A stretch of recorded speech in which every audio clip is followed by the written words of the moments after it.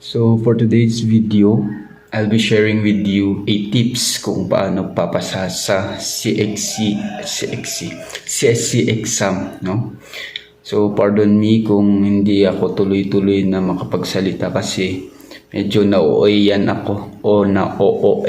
ako sa parang kausap ko kasi yung phone, di ako sanay. Parang first time na akong nagbi-video, no? So pardon me, pati tong kumot na to kasi medyo malamig dito sa Baguio at naka-ear warmer pa ako. So actually this is an ear warmer para hindi mo masyadong ma-feel yung lamig, no? So ang pag-uusapan natin ngayon is how to pass the CSC exam, no? So I have listed here a 5 parts of this kung pwede ding strategy, no? So 5 parts ng strategy nito na pwede nating magamit or tips na pwede nating magamit para makapasa tayo sa CSC professional at first take, no? Professional, sub-prof, at least makapasa tayo at first take. So I have listed 5 here. So number 1 is mindset. Number 2, emotion. Make emotion as your ally. So yun yung number 2. Number 3, action.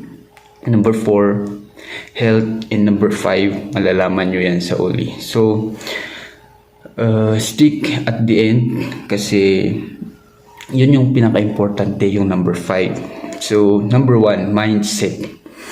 So sa mindset, so know your deepest whys kung bakit ka nagre-review. So of course, you have to, bakit ka nagre-review, no? Para kung malaman mo yung sagot dito, maging driven kang mag-review or mas porsigido ka pang mag-review, di ba? Kung may reason yung isang bagay na ginagawa mo, of course, parang mas gaganahan kang gagawin ito, di ba? So, bakit ka ba magte-take ng CSC exam? So, yan yung first na dapat malaman para maging inspiration natin ito para kahit anong mangyari habang tayo nagre-review, di tayo di tayo madidistract, ganun. Parang may motivation tayo na mag-review. So, second, sa mindset is aim for top notcher, no? To aim sa top notcher, kahit maganda kasi pag in-aim mo yung top notcher kasi kahit papalya, at least pumasa, di ba? Kaysa yung you aim for a passing score tapos yung pumalya, hindi ka pupasa. So much better na aim for higher or highest para at least you are driven enough, no, to mag-review. Para kahit bababa, at least papasa, no? Kaysa yung at least mag-aim ka ng passing score tapos hindi papasa. So aim for higher, no? At least para yan, papasa talaga sigurado, no? So number 2 sa parts nito ay ang emotion. Make emotion as your ally. So diba? We know ourselves. We know the things na we enjoy.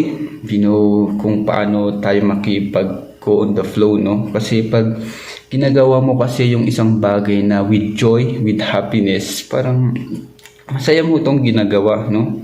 Para hindi ka nagsasuffer din sa ginagawa mo. So, yun nga, yung mga iba, pag nagre-review sila, parang na-enjoy nila yung music ko. Kung yun yung mo naman, yung nakapag-focus sa'yo or yun yung enjoyment mo sa pagre-review, sa pakikinig ng music, go with it, no? Pero as for me, I am easily nadidistract kasi kaya music is not for me, no? So,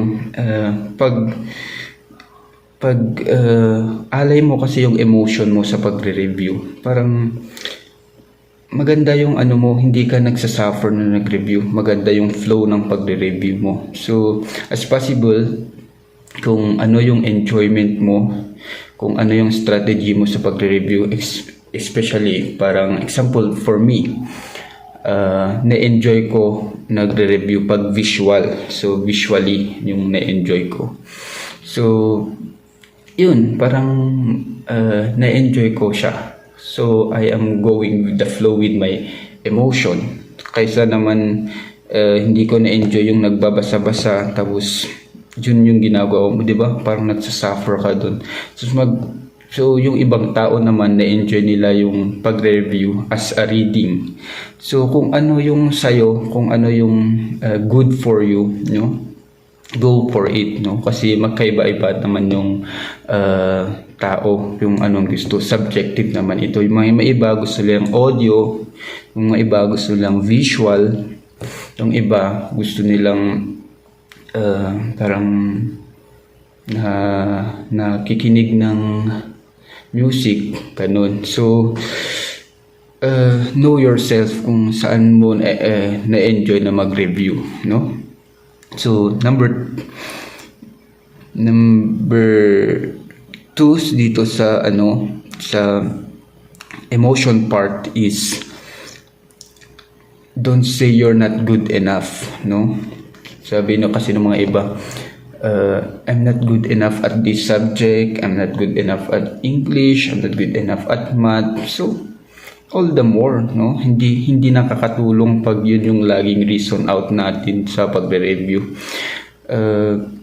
Kaysa magsabi ka ng mga ganun, di ba mas maganda magpursigi ka na lang mag-review kasi, example, you're not good at math kasi iba-iba naman yung talento ng tao, no? May magaling sa eskwelahan, yung may iba magaling sa instrument, ganun, kaya hindi sila magaling sa math, no?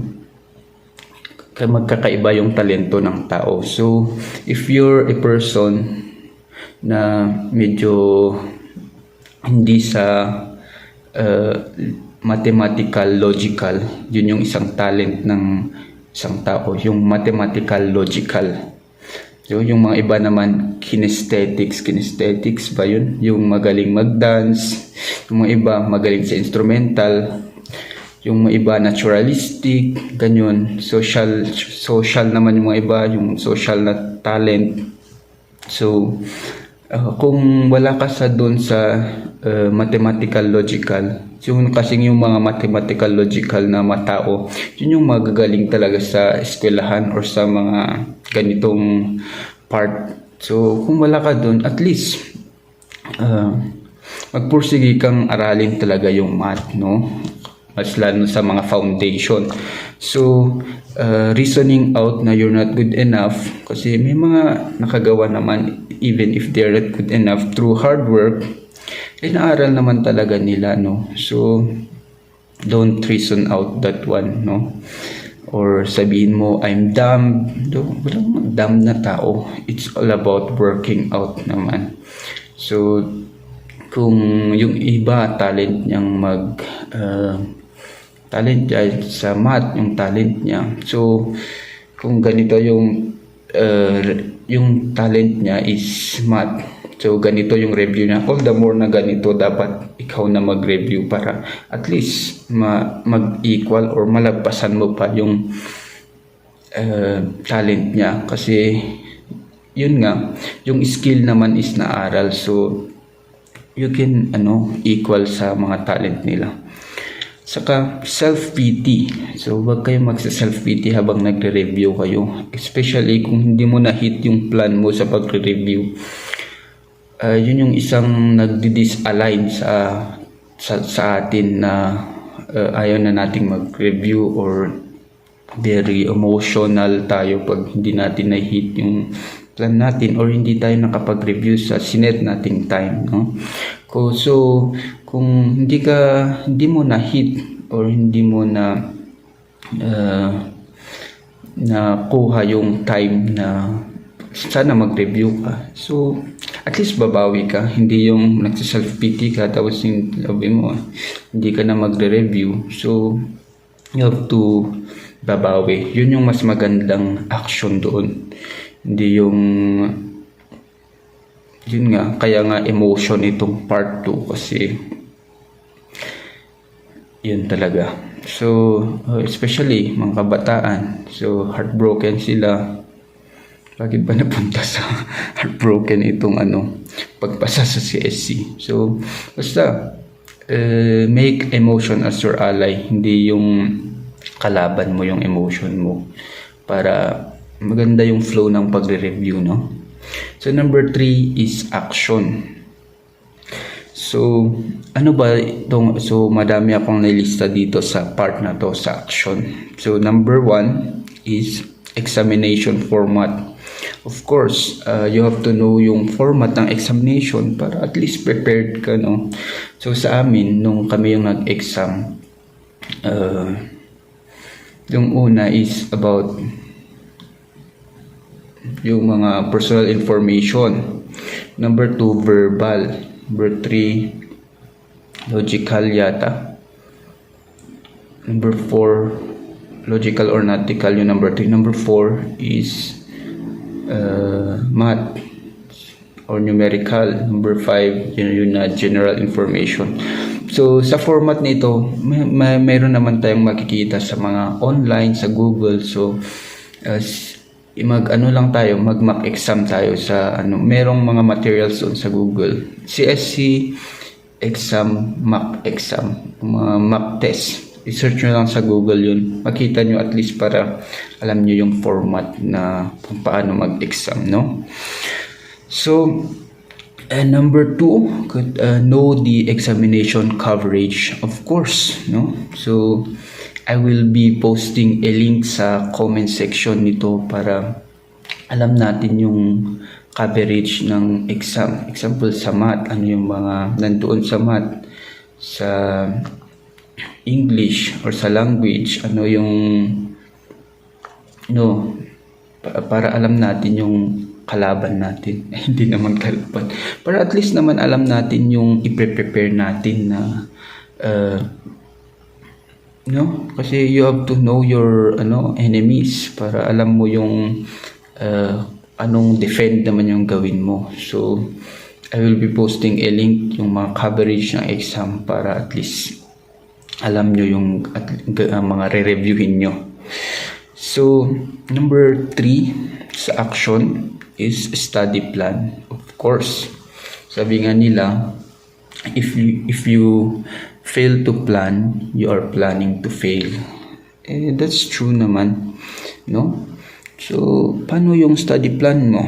So, of course, baka sabihin mong sa Monday, reading ako. Sa Tuesday, pwedeng sa YouTube magwa-watch. Wednesday, pwedeng mag-solving, ganyan. Or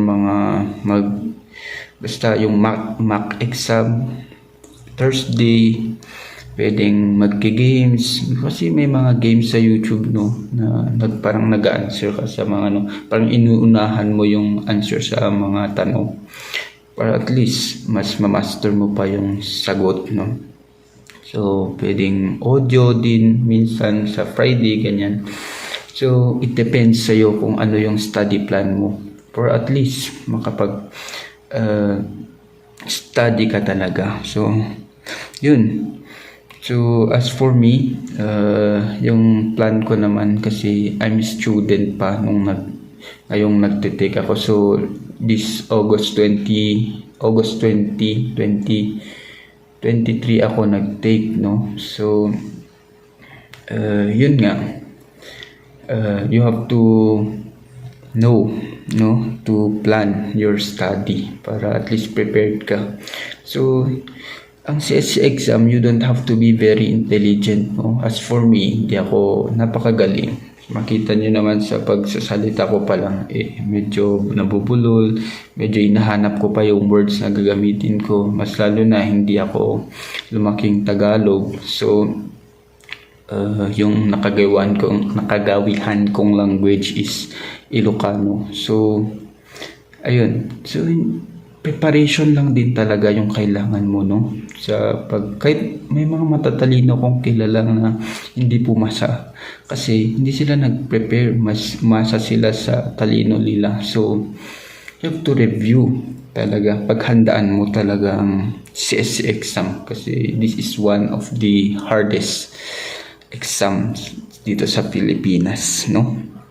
So yun, utilize social media, no? Ang daming mga materials sa social media, sa FB, sa mga groups, pwede mong i-search doon na CSC examination, PDF, maganyan. Pati din sa Google, you can search for the mock test, CSC mock test, mga CSC review materials. Meron dyan mga PDF, mga pwede mong i-download yan mga yan at mag-review ka. So utilize the social media sa parang kakaibiganin mo yung social media, hindi lang yung mga ano dun, no? So may mga groups doon na pwede mong salihan, may mga lalo na Team Laika, Leonalyn, mga yun yung talagang sikat na review na nagpapa-review. So free yung mga yun, so utilize as long as free, diba? Utilize mo na, free naman. So isa, practice shading. So ito yung nadalian ko din nung nag-exam ako. Hindi ko na practice yung pag-shading ko. So dito ako natagalan din sa pag-answer. So ako yung pinakahuling nag-submit dun sa classroom namin, no? Sa room namin. Kasi yun nga, medyo mabagal akong mag-shade. So as possible, you can replicate a paper na may mga yung parang oblong na bilog para at least try nyo na mag-shade ng mas mabilis, no? So sa rule sa shading naman, at least you shade the pag lumampas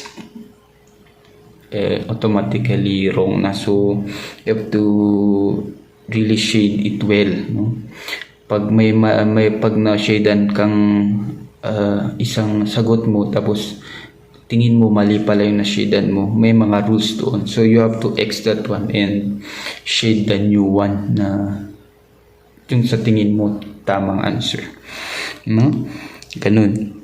So time management, so dito, so nung review ako, student ako kasi, kaya medyo kailangan mo talaga, mas lalo na sa akin nung nag-review ako kasi student ako, tapos may mga ibang ganap din ako sa buhay.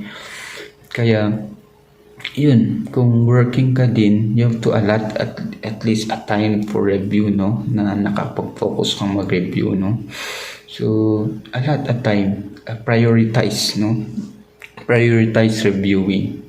So kung dati nagkagabi ka sa kung ano man yung ginagawa mo sa buhay, like marites, ganyan, at least babawasan mo yun, tapos i-prioritize mo mag-review, no? Next is may mga review material sa Shopee, Lazada. Yun din yung ginawa ko. May mga CSC exam books doon, mga review material doon. Pwede kayong mag-order kung kaya nyo naman, no? May pera. So at least naman nakakatulong naman kasi doon ako din natutong magsagot-sagot kasi may mga pwede kang masasagutan doon. Kaya parang nate-training mo na yung sarili mong magsagot. So you can order yung mga materials doon. So yun nga, sabi ko nga, kahit hindi tayo matalino, kaya nating papasa. So, no? So, hard work really pays off. So, kung ano yung effort na binigay mo, it really pays off, no? So, wag ka nang tatamaring mag-review or ano pa yan. I-priority mo na talaga mag-review. So, start as early as you can, no? 3 months, 6 months, especially now, November ngayon. So, matagal pa, March pa yung review or exam, I mean. So, may oras ka pang mag-review for the exam. Yun yung mga action na pwede natin gawin. So, number 4 parts is, huwag kang nagpupuyat kasi huwag magpuyat. Kasi may research doon na nakaka-degrade ng brain yung pagpupuyat, nakakababa ng quality yung pagpupuyat sa utak natin. So of course, kung nagpupuyat ka, kung nababawasan ng quality yung brain mo, of course, mahirapan kang mag-grab sa mga new information na gusto mong ma-retain sa utak mo, di ba? So as usual, kung you feel sleepy, you sleep. If you feel tired, relax. So pwede ka namang pag na-regain mo yung strength mo, pwede mo namang ituloy mag-review. So yun lang, go with the flow sa body din natin para pag ready tayo, grab the opportunity na isiksik yung mga information sa utak natin, no? Para mas magtagal pa yung nire-review natin, no? Na mariretain sa utak natin. So sa pagre-review, you don't have to be very nakakulong ka, no? Pwede ka naman makipag-socialize, may positive effect yan sa utak ng tao. So pwede ka namang hindi puro seryoso, no? Give time to socialize naman, lalo sa mga extrovert. So doon nila nakukuha yung energy nila. At wag magpapagutom. Bakit ko yun nasabi, wag magpapagutom? Kasi yun nga, health yung pinag-uusapan natin dito.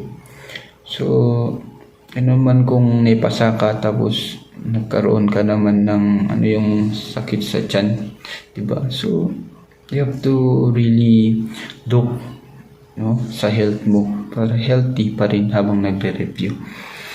At wag sa mga kinakain natin, wag kulang, wag sobra, no? Para maganda. So example, kasi isang nagpapa-boost ng brain is chocolate. Pwede namang i-utilize yung mga product na yun, pero at least wag sobrahan din kasi baka mag-diabetes, no? So kung naman candy, wag din sobrahan kasi baka sa ngipin, no, masisira. Or pwede namang mag-gum na lang kasi yun, pwede natin kasi nagagawan habang ngumunguya kasi tayo, parang na-activate yung utak natin. Yun yung para sa ibang tao, no? Pero sa iba naman parang hindi nakakatulong ito, parang distraction. So tignan mo pa rin yung sarili mo kung ano yung best. So ayan, yun yung health. So number 5 na unknown is ask for higher beings' help. So, as for me, I'm a Christian, so pray to God naman, no, for guidance, heavenly wisdom. As for me naman yun as a Christian, no. So, yun yung pinaka-importante, no, na we live not just by our own, pero niniwala tayong may tutulong sa atin, no. Do your best to review, and sabi nga nila, do your best and God will do the rest. Para naman yung ginagawa natin dito sa mundo ay may purpose, no? Kung ano yung ginagawa natin, hindi lang natatapos dito sa mundo. May inaasahan tayong mas deeper na purpose sa life. So yun yung mga yun, no? So you have to, kung execute nyo itong mga tips na to, siguradong papasa kayo, no? So kung at first take, kasi yun nga sinasabi ko, magkakaiba ang tao ng talento. May mga iba, may magagaling sa eskwelahan, sila yung mga may talent ng mathematical logical, sila yung magagaling sa school, no? yun talaga yung ano, lalo pag nag-review yung mga yun, mas papasa sila. Pero pwede nating malagpasan yun through effort, no? Kasi magkaiba-iba nga tayo ng talent ang mga tao. May mga ibang magaling sa eskwelahan, may mga ibang magaling sa bodily kinesthetics, or yun ba yun, bodily kinesthetics, may mga naturalistic, may mga music or instrument, yung mga ano nila, talent nila, may mga socializing, ganun. So you have to tingnan mo din yung ano mo, kung kulang ka dito sa banda dito, pwedeng mas mag-effort ka pa para at least yun lang. So please execute this, no, para hoping na makakatulong sa atin. So that's it.